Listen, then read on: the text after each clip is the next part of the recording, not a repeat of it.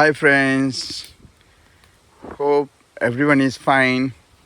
මේක බලන්න friends මෙතන අපේ වත්තේ තියෙනවා දිගටම මීටර් 100ක් විතර තියෙනවා කාණුවක්. කාණුවක් කියන්නේ මේක කපලා පස්කත්තු කාණුවක් වලවාගේ තියෙන්නේ. මේකට දෙනට අපි දාන්නේ අයින් කරපු පොල්ලතු ටික මේ කුණු ඒවා දානවා. නමුත් මේක ඇතුලේ ගොඩක් මාළු තියෙනවා. ස්වභාවිකව ආපු මාළු, ගම් වතුර වලට ආපු මාළු.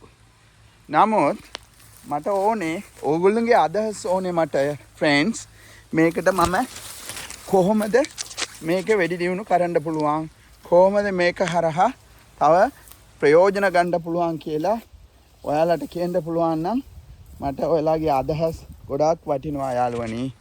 நண்பர்களே, பாருங்கள், இது எங்களோட தோட்டத்தில் இருக்கிற ஒரு கான்.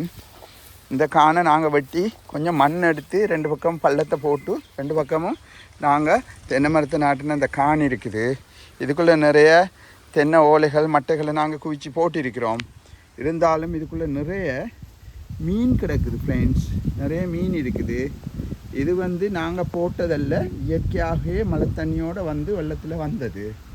இருந்தாலும் எனக்கு உங்களுடைய யோசனை வழிகாட்டுதல் வேணும்.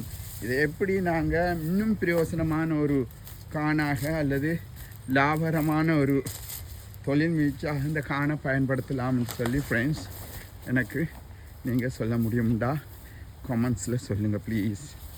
Thank you friends, take care every one.